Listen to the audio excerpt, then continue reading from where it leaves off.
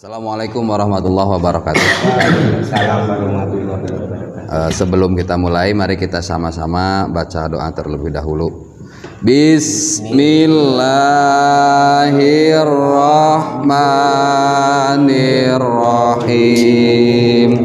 Rabbi shrah li sadri wa yassir li amri wahlul 'uqdatam min lisani yafqahu qawli ya fattahu ya alim rabbi zidni ilma warzuqni fahma la haula wala quwwata illa billahil aliyyil azim.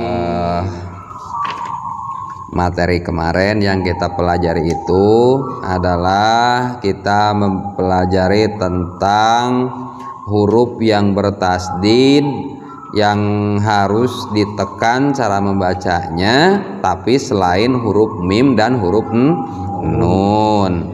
Jadi kesimpulannya, ketika kita menemukan huruf yang bertasdid dan selain huruf mim dan huruf nun, maka cara membacanya harus ditekan.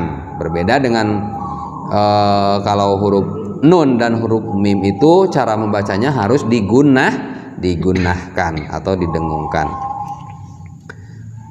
Dan pada kesempatan kali ini kita akan mempelajari atau kita akan mengulas sedikit tentang huruf wawu yang tidak ada tanda sukun atau tidak ada harokat sukunnya itu, maka cara membaca huruf wawunya itu tidak boleh dibaca panjang, atau huruf wawunya itu tidak dibaca. Contohnya seperti lafaz apa? Contoh huruf wawu yang tidak dibaca atau tidak diikut sertakan. Contoh dalam kalimat ulaika. Nah, di sini walaupun ada huruf wawu, tapi huruf wawunya itu tidak dibaca atau tidak ada, seolah-olah tidak ada wawunya. Jadi wawunya itu sudah tidak dianggap lagi.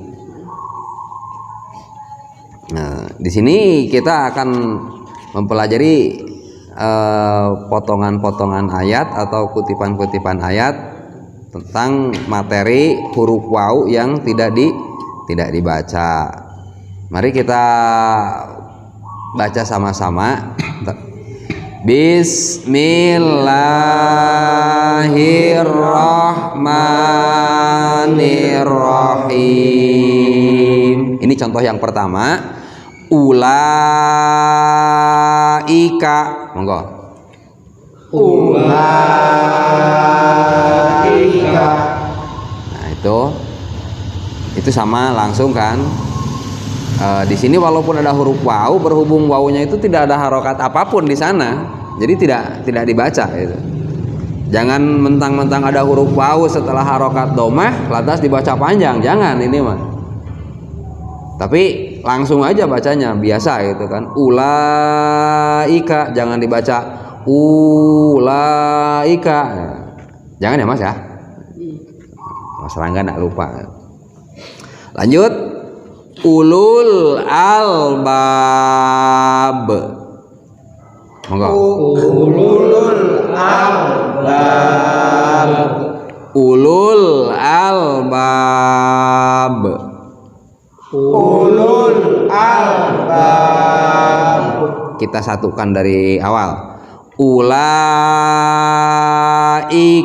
ulul albab.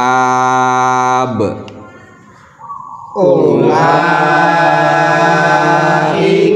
ulul albab. Nah, sekarang kita kupas ya. U-nya tadi dijelaskan itu tidak dibaca. Nah, terus la itu dibaca panjang. Tanda panjangnya apa, Mas Rangga? Gen kelingan lali wae. Tanda panjangnya itu adalah harokat fathah yang berdiri. Nah, terus itu merupakan suatu tanda mad atau tanda yang harus dibaca panjang. Nah, sementara di sini panjangnya itu nggak cuma 2 harokat, karena setelah la dibaca panjang di depannya ada huruf hamzah. Jadi berhadapan menghadapi huruf hamzah dalam satu kalimat. Jadi dibacanya harus panjang, panjangnya 6 harokat gitu kan. Ulaika panjangnya agak panjang gitu, jangan disamakan dengan mad tobi'i gitu atau mad asli. Kalau mad asli kan cuma 2 harokat. Kalau ini 4 sampai 6 harokat. Ulaika ulul albab. Nah, di sini ada 2 wawunya, tapi tidak ada harokat sama sekali di situ. Jadi cara membacanya jangan dibaca panjang, jangan dibaca ulul albab, jangan, tapi langsung ulul albab, ulul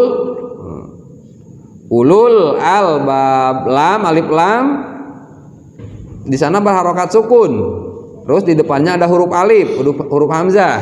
Maka cara membaca alif lamnya itu harus idhar atau jelas. Ulul albab, ba-nya panjang. Nah, terus ba yang terakhir dibaca sukun. Kemarin kalau kita menemukan huruf ba yang berharokat sukun, maka cara membacanya harus kolkolahkan atau harus dipantulkan. Dan huruf kolkolah itu semuanya ada 5. Pertama qaf, terus to, terus ba, terus jim, terus dal. Kelima huruf itu bisanya dikolkolahkan, bisanya jadi kolkolah itu ketika berharokat sukun. Nah, di sini yang menjadi huruf iklabnya itu yang berharokat sukun itu adalah ba. Kenapa jadi harokat sukun? Padahal di sana ada harokat kasroh. Karena ba-nya ini berada di akhir ayat dan berhenti. Atau ketika berhenti di akhir ayat itu, maka harokat apapun yang ada di sana, terkecuali harokat tanwin fathah atau harokat fathah, maka tanwin fathah itu kan, maka cara membacanya itu harus harokatnya itu dibuang dan diganti dengan harokat sukun. Contoh di sini ulul albab. Nah, itu jangan dibaca ulul albabi kalau mau berhenti, tapi ulul albab, terkecuali kalau dilangsungkan atau diwasolkan. Maka kalau mau diwasolkan, si harokat kasrohnya itu harus ikut sertakan, jangan dikolkolahkan. Monggo sareng. Ulaika ulul albab. Ayo Mas Dar. Ulaika ulul albab. Ya, lanjut. Ulaika ulul albab. Ya. Ulaika ulul albab. Ulaika ulul albab. Ulaika ulul albab. Ulaika ulul albab. Albab. Albab. Ulaika ulul albab. Bareng. Ulaika ulul albab. Lanjut. Saurikum utul kitab. Saurikum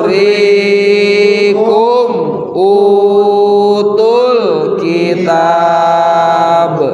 Saurikum utul kitab. Saurikum utul kitab. Saurikum utul kitab.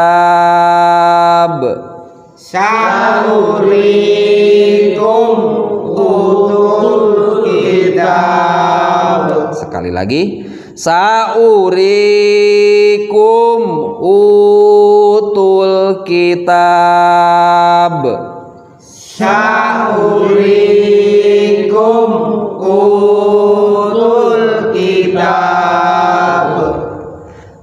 Sauri. Nah, di sini ada waw yang tidak berharokat apapun. Jangan dibaca panjang ya di sana karena wawunya itu tidak ada sukunnya.